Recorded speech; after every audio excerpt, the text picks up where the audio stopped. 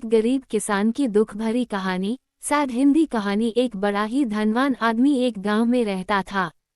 जैसे कि ज्यादातर पैसे वालों को होता है, इस धनवान सेठ को भी अपने पैसों का घमंड था।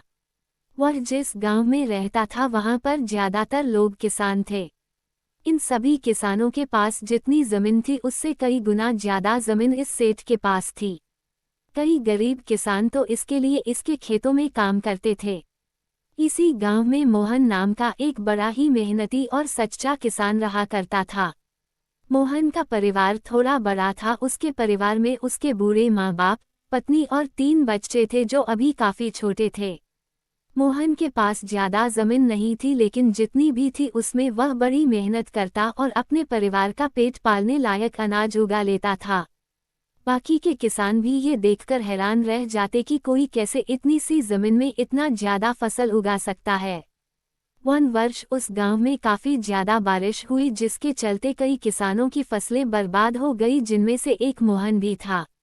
अब मोहन धर्म संकट में पड़ गया, क्योंकि उसके परिवार में उसके अलावा कोई और कमाने वाला था नहीं और अपने परिवार को भूखा मरते हुए वो देख नहीं सकता था।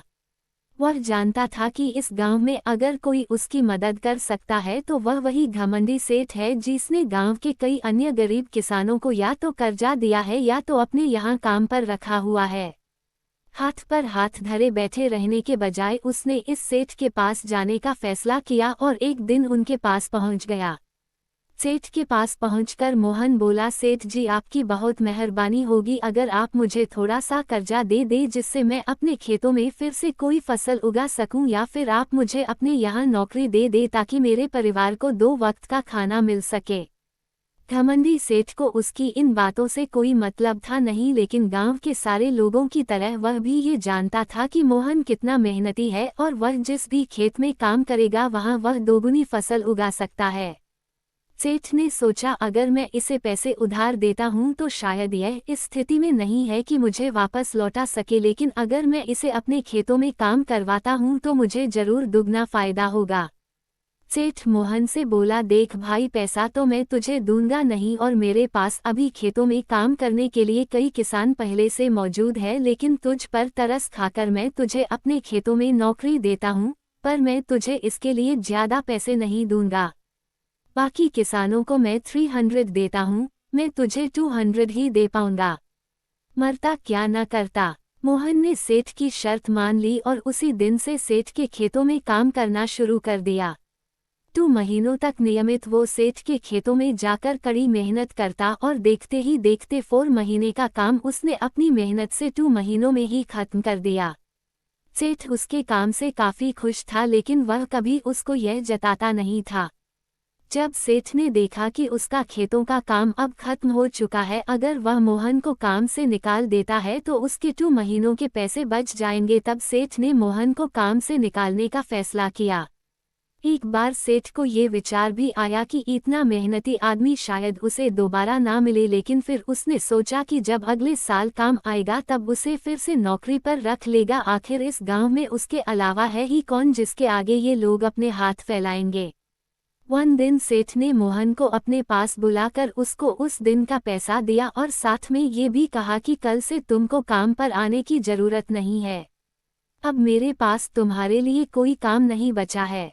जब मेरे पास काम आएगा तो मैं तुम्हें बुला लूंगा। ये सुनकर मोहन का दिल बैठ गया। पिछले 2 महीनों से कम ही सही उसके बच्चों और परिवार के पेट में अन्न का दाना जा तो रहा था, अब वह क्या करेगा। यही सोचकर उसकी आंखों से आंसू निकल आए। मोहन ने सेठ के पैर पकड़ लिए और गिड़गिड़ाने लगा, सेठ जी मुझे इस काम की बहुत जरूरत है, मुझे मत निकालिए। अपने मतलब से मतलब रखने वाला सेठ टस से मज ना हुआ। उसने खरी खोटी सुनाकर मोहन को वहां से चलता कर दिया और मन ही मन 2 महीनों की तनख्वाह बचने से खुश होने लगा। अगले दिन जब सेठ सवेरे उठा और अपने आंगन में आया तो उसने देखा कि मोहन उसके आंगन में बैठा है। सेठ ने उसको पास बुलाकर पूछा कि क्या हुआ, तुम क्यों यहाँ पर बैठे हो। मोहन बोला, सेठ जी मुझे वापस काम पर रख लीजिए। आप जानते ही हैं मेरी आर्थिक परिस्थिति कैसी है, थोड़ी दया कीजिए। लेकिन सेठ ने उसकी एक न सुनी और फिर एक बार उसे बुरा भला कहकर वहां से जाने के लिए कहा। बेचारा मोहन अपना सिर नीचे झुका के वहां से चला गया। अगले दिन फिर यही घटना दोहराई गई। मोहन फिर सेठ के आंगन में बैठा था। सेठ ने फिर उसको वहां से जाने के लिए कहा।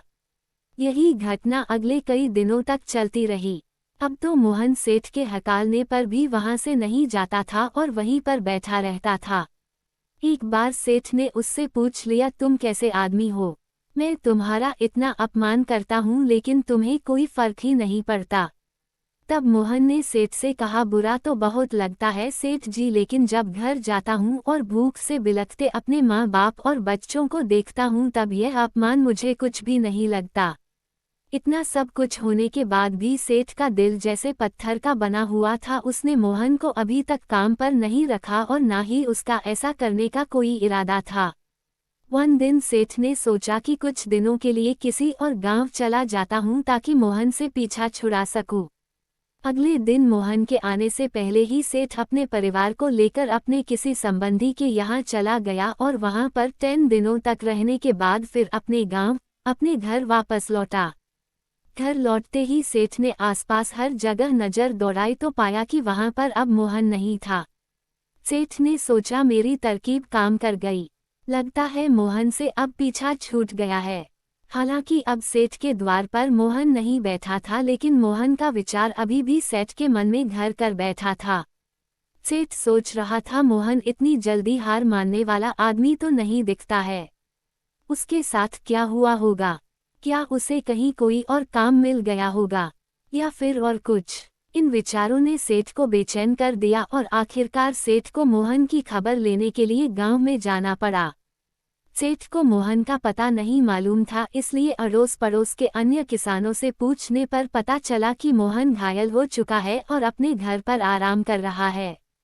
सेठ ने जब उसके घायल होने का कारण लोगों से पूछा तो सेठ को पता चला कि जब सेठ अपना घर छोड़कर किसी और गांव में गया था तब बंद घर देखकर कुछ चोर उसके यहाँ चोरी करने आए थे, जिनको रोकने की कोशिश करते हुए हाथापाई में मोहन चोटिल हो गया था। ये सब जानने के बाद सेठ का पत्थर का दिल भी अब मोम की तरह पिघल गया। सेठ को अपने किए पर पछतावा होने लगा। सेठ ने अपने आप को याद दिलाया कि कैसे उसने एक शरीफ और सच्चे आदमी को ज्यादा काम करवा कर भी उसको पूरा पैसा नहीं दिया और जिसको गले से लगाना चाहिए था उसे ठोकर मारकर भगाता रहा। सेठ मोहन का घर का पता पूछकर उसके घर पहुंचा तो देखा कि मोहन की घर की हालत बहुत खराब है। उसका परिवार भूख से बेहाल है और वह खुद अपने हाथ पैर पर चोट के साथ एक खाट में पड़ा हुआ है। ये दृश्य देखकर सेठ की आंखों से आंसू बह निकले। सेठ ने मोहन के पास जाकर उससे सच्चे दिल से माफी मांगी। उसको उसकी मेहनत के पैसे दिए, उसका इलाज करवाया और उसको हमेशा के लिए अपने यहाँ काम पर रख लिया। दोस्तों, इस खूबसूरत कहानी से हमें कई पाठ सीखने के लिए मिलते हैं।